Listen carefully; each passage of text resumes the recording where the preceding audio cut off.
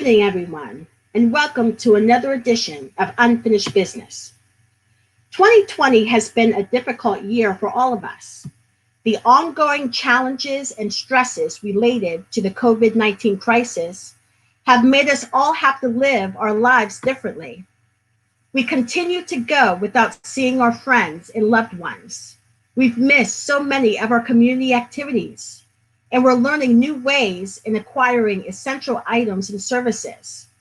This fall, we may be educating our children differently.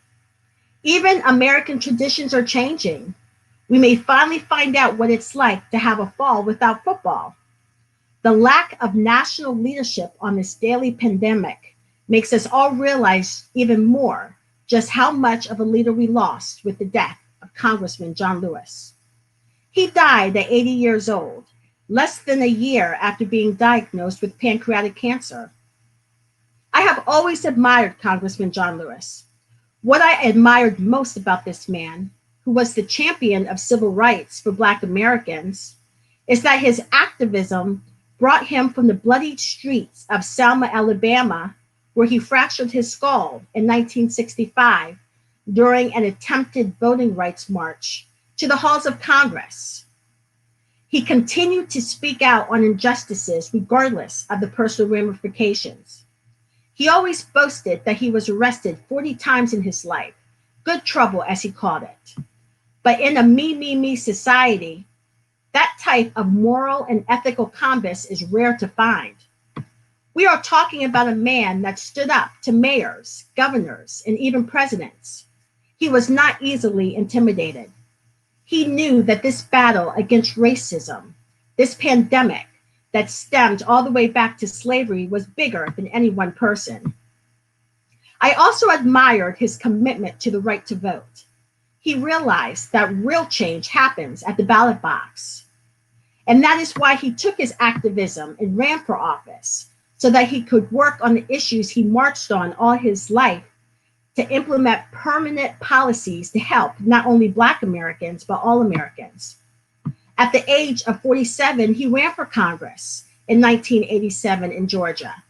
He won that first House campaign in an upset against Julian Bond, another titan of the civil rights movement, and served 3 decades in Congress. I also admired his grace and ability to forgive those who did the most wrong against him, which is also rare in today's society.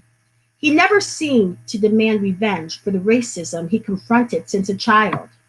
I mean, how many people do you know would have accepted an apology from former Alabama Governor George Wallace, a longtime racist who ordered the infamous Bloody Sunday attack on the bridge where the congressman fractured his skull? Why would he forge a relationship with former Klansman Elwyn Wilson, who was part of a mob that in 1961 beat down Lewis and other freedom riders outside the whites-only waiting room at the Rock Hill, South Carolina bus station? Lewis not only accepted Wilson's apology, but he went on television with the former Klansman and met with him at his congressional office. When Wilson died in 2013, Lewis stated how Elwyn Wilson was an example that people can change. Another example of forgiveness is that Lewis actually met with former Alabama Governor Wallace for the first time in 1979. By then, George Wallace was in a wheelchair, and he was engaging in a public campaign for forgiveness from African Americans he had oppressed for years. True to form, Lewis said that while he could never forget the hatred George Wallace unleashed, he could forgive him. George Wallace should be remembered for his capacity to change, Lewis wrote years later in the New York Times. And we are better as a nation because of our capacity to forgive and to acknowledge that our political leaders largely a reflection of the social currents in the river of history. It was this ability to forgive and let hatred go that gave him the moral authority to change minds and hearts. His willingness to forgive, along with his bravery and contempt for injustice, were among the strongest pillars of his greatness. John Lewis grew up in rural Pike County, Alabama, where he would practice delivering sermons to the chickens he tended in the family coop. Segregation was steadfast in the 1940s. In Lewis's 1998 memoir, Walking with the Wind, a memoir of the movement, he recalled encountering just two white people by the time he was 6 years old. His parents were sharecroppers, and as a kid, he picked cotton himself, which he hated. Sharecroppers often made next to nothing and dealt with unfair contacts that they were forced to work under. This type of fairness, the lack of accessibility to the American dream to include quality economic and educational opportunities, is the kind of unfairness that John Lewis spent his whole life fighting. Inspired by the Montgomery bus boycott, he became a civil rights leader by the time he enrolled at Fisk University. John Lewis was not flashy, and he didn't give fiery speeches that oozed charisma. Instead, he got in the trenches and stayed there. He helped organize sit-ins at segregated lunch counters in Nashville, Tennessee, and became one of the original freedom riders who risked their lives to desegregate interstate bus travel. John Lewis was just 23 years old and chairman of the Student Nonviolent Coordinating Committee when he was selected as a speaker at the 1963 March on Washington. A year after the march, the Civil Rights Act of 1964 was enacted, and a year after that, the Voting Rights Act was signed into law. Just a few months after Lewis was among those severely beaten on Bloody Sunday. Lewis was as responsible as anyone for making those groundbreaking laws possible.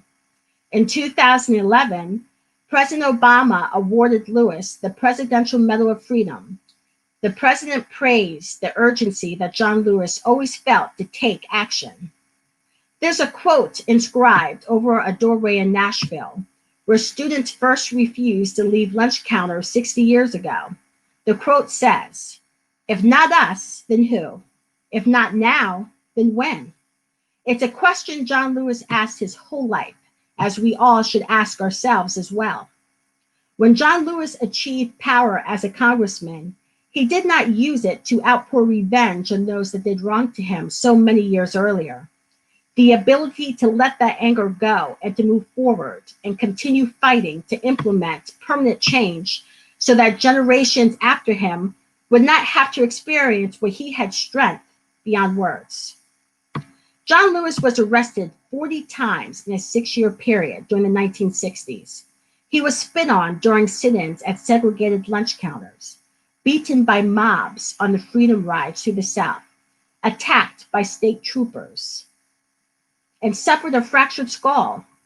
He spilled a lot of blood to make America better, and he did it all while a young man in his 20s. But where does courage come from? Why do some risk it all to help many and others risk nothing to gain little for themselves? Standing up for what is right, especially when it isn't popular, is not easy. John Lewis had an abundance of bravery and against the most malicious, violent racism. Lewis aligned himself with Black NFL players, such as Colin Kaepernick, who chose to kneel during the national anthem to protest police brutality and racial injustice. He was a reminder of the sacrifice it took to move the country to this point, however unsatisfying this point is.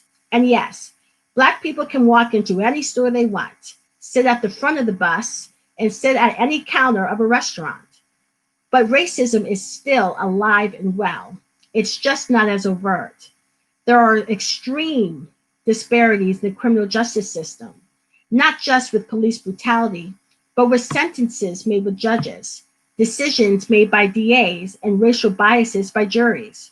There are still wage disparities, educational disparities, lack of job opportunities. Basically, access to opportunities in all categories are not available to Black Americans and racial minorities. Voting suppression still occurs, just in different forms, and the congressman was fighting until his dying day in reinstating parts of the Voting Rights Act. John Lewis also knew the importance of history. Forgive, yes, but never forget. It was John Lewis who helped lead the effort in Congress to create the Smithsonian's National Museum of African American History and Culture in Washington, D.C. As we continue to fight to racial injustices that continue to plague us. We cannot end with marches and protests. We must stay involved and be active. One of the most important ways to enact change is to be part of the process of making that change. Vote. If you are not registered to vote, please get registered. If you know someone who isn't registered, encourage that person to register. John Lewis once famously said, "Your vote matters. If it didn't, why would some people keep trying to take it away?" We must make the changes we seek in our communities, state, and country at the ballot box. That's why John Lewis ran for office and became a congressman, to make permanent change for all. The power is in the hands of the ballot, and we use it to elect people who share our values and priorities and will fight for the policies that are needed. Remember, there is an election every 6 months.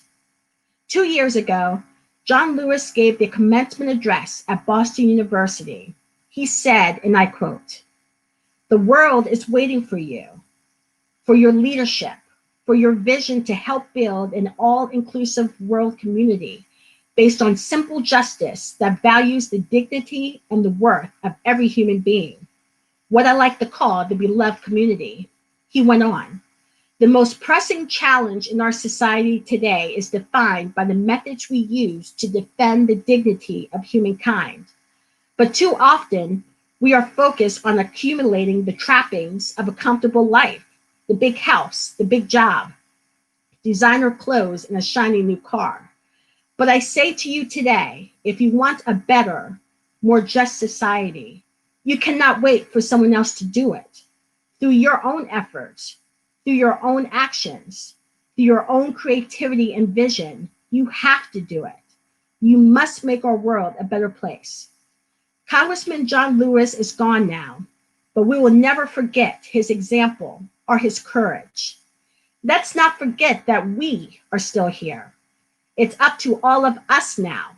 And let's honor his memory by voting and holding our elected officials accountable. In closing, let's remember those famous lyrics.